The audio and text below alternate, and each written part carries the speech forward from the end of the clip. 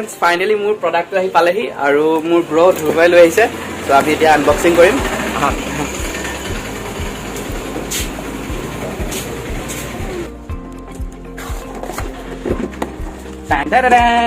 This one, okay.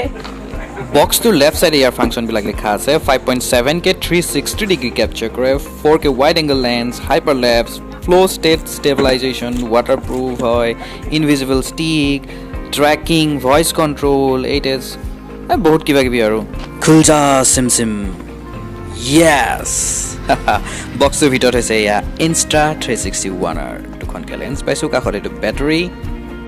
so eto on hoi gol etia আপোনালোকে ল্যাঙ্গুৱেজটো select কৰিব লাগিব ইয়াত এটো ল্যাঙ্গুৱেজ আমি ইংলিশ সিলেক্ট কৰিলো সিলেক্ট কৰি এটো অন কৰিলো ইয়াত লেখা আছে install Insta 360 1R app and connect camera to activate okay 1R app to আমি প্লে ষ্টৰ পৰা ডাউনলোড কৰিব লাগিব এতিয়া সক ইয়াত 4K লেন্স খন লাগি আছে এখন 4K wide angle lens আৰু ইয়াৰ প্লাস পইণ্ট এটা যে আমি ডিসপ্লেখন নিজৰ সন্মুখৰ ফালে কৰি লব পাৰো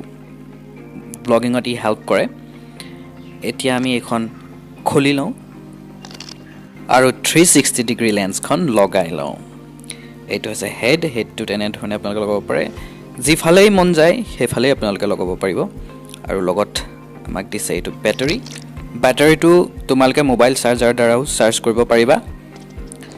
আৰু ইয়াৰ লগত আমাক এডাল চাৰ্জাৰো দিছে ইয়াৰ ভিতৰত আছে চাৰ্জাৰডাল yes ইয়াৰ ভিতৰত আৰু এটা দিছে এটো প্ৰটেক্টিভ কেস ওপৰত লগাই লব কাৰণে